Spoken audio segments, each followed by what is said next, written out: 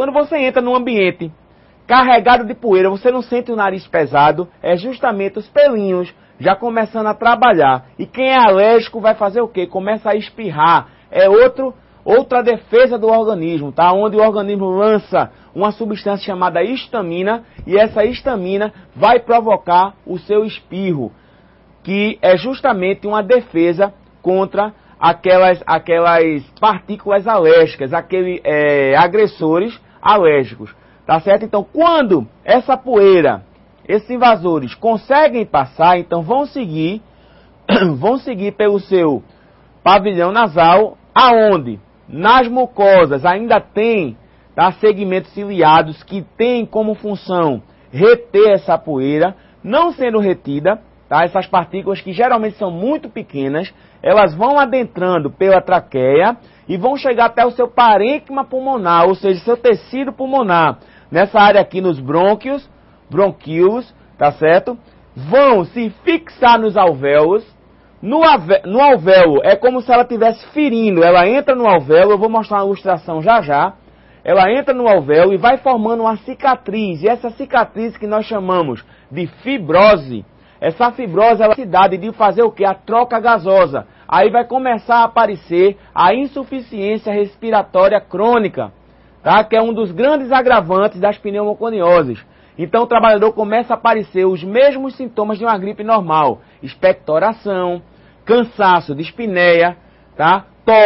Tosse seca com ou sem presença de expectoração, e por isso que complica aos médicos, aos enfermeiros a descobrirem se ele está ou não com a pneumoconiose. Como é que vai se descobrir? Depois de muito tempo, geralmente, aí tem que se fazer uma anamnese, tem que ver qual foi o tipo de atividade que esse trabalhador desenvolveu, para depois o médico pedir raio-x de pulmão. Nem sempre no raio-x vai ser identificado, tá? Geralmente vai precisar ir para uma ressonância magnética pulmonar para descobrir as partículas e as fibras as fibroses formadas no pulmão. O pulmão, grosseiramente falando, pessoal, ele vai pedrificar, tá? Ele vai pedrificar e não vai ter aquela porosidade. Se você pegar, quem já teve a chance, né, que eu creio que poucas pessoas tiveram chance, você já teve chance, Graciane, de pegar um pulmão humano na mão? Não, nunca tive. Mas quer ter essa chance?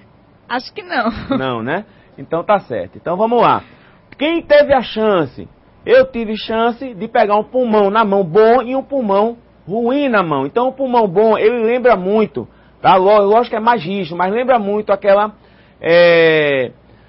substância que as crianças brincam, né? Que chamam geleca, que é bem melecosa, né? Mas só que mais rígido, você vê a porosidade mesmo pulmonar. Você consegue ver que aquilo ali é utilizado para, bem vascularizado, tá? Onde é feita a troca gasosa a nível de alvéolo.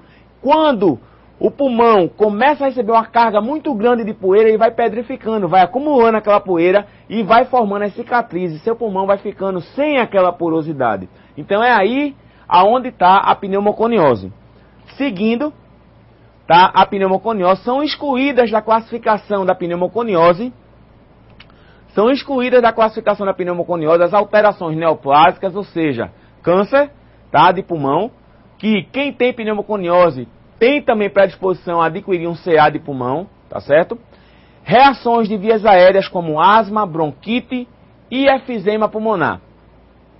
Tá descartado dessa classificação de pneumoconiose, tá certo?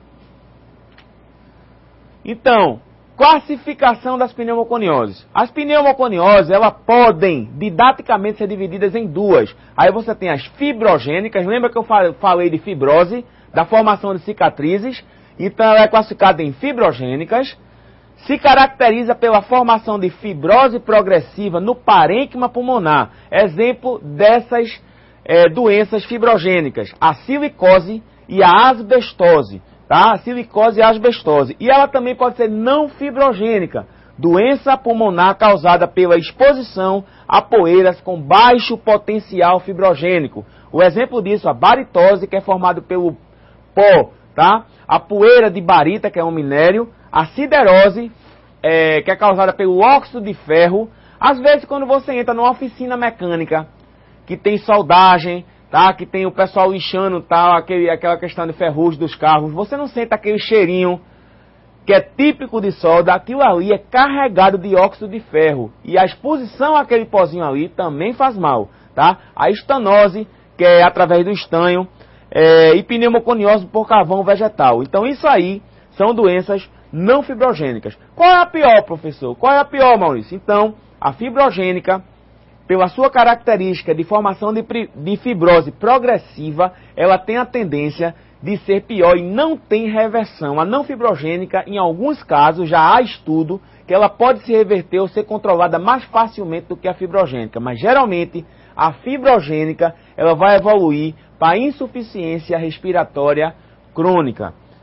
Seguindo o nosso slide, você tem aí, apesar de existirem tipos bastante polares de pneumoconiose fibrogênicas e não fibrogênicas, ou seja, tipos bastante definidos, tá? Como fibrogênica, eu tenho o exemplo da silicose e a asbestose, tá? E do outro lado, como não fibrogênica, eu tenho a baritose, tá? Existe a possibilidade fisiopatogênica de poeiras não fibrogênicas produzirem fibrose. Então isso quer dizer, se você está exposto a poeira não fibrogênica, não quer dizer que você não pode adquirir uma pneumoconiose fibrogênica. Então, dependendo dos seguintes fatores, você tem a dose, a condição de exposição e a origem geológica desse material. Tá? Principalmente a exposição a esse material é o que vai significar, o que vai apontar o grau de fibrose daquela determinada doença. Tá? Então você tem a dose, as condições de exposição e a origem geológica mineral desse material. Aí você tem alguns exemplos, você tem uma tabelinha aí de doenças de pneumoconioses em geral. Aí você tem a silicose, né? Você tem a silicose. O agente etiológico, quem é que causa a silicose? É a sílica livre. Aonde é que eu encontro a sílica livre? Você vai ver no filme mais um grande exemplo, a mineração, a produção de mármore, marmoarias, tá? Pedreiras. Eu encontro a sílica cristalizada livre. A reação dela ela é fibrogênica. População exposta, eu tenho mineração, construção civil, operações mistas, jateamento de areia, tá? Jateamento de areia. Então, são populações, tá? São trabalhadores expostos, o pessoal da mineração, o pessoal da construção civil, das operações mistas e jateamento de areia. Aonde é que eu encontro jateamento de areia? Um grande exemplo de jateamento de areia é o pessoal da metalúrgica, que hoje o jateamento de areia está proibido por conta da silicose. Então, no jateamento de areia, eu uso para desbravar, tá? Para retirar, por exemplo, ferrugem, para preparar para pintura. Que nós chamamos, tem um nomezinho que agora está me fugindo, mas eu uso para retirar aquela camada de tinta velha, de ferrugem, tá? Para preparar para a nova pintura. Eu tenho como pneumoconiose também a asbestose. O agente etiológico da asbestose, eu tenho a fibra de asbesto amianto. Tá? Um exemplo de amianto são as caixas d'água, as telhas, tá? As telhas brasilites, como a gente já frisou. Usaram também pastilhas de freio, usado também na indústria, era usado na indústria alimentícia e outros fins. Reação tecidual, ela é fibrogênica. A população exposta a este tipo de agente, eu tenho a fabricação e mineração de asbesto e produtos que levam os mesmos. Aí eu tenho a parte automobilística, né, freios, o amianto era usado também em alguns tipos de equipamento de proteção individual, como luvas, tá? Luvas para poder aguentar altas temperaturas, era usado amianto. Hoje já não usa o amianto por causa da proibição. Hoje está se usando outros materiais, como a Kevlar, tá? E a Grafatex. São outros materiais que se usa para altas temperaturas. PTC é a pneumoconiose dos trabalhadores de carvão. Tá? PTC, pneumoconiose dos trabalhadores de carvão. Quem é que causa essa doença? A poeira de carvão, seja ela carvão mineral ou vegetal, tá? Poeira de carvão, seja ela carvão mineral ou vegetal.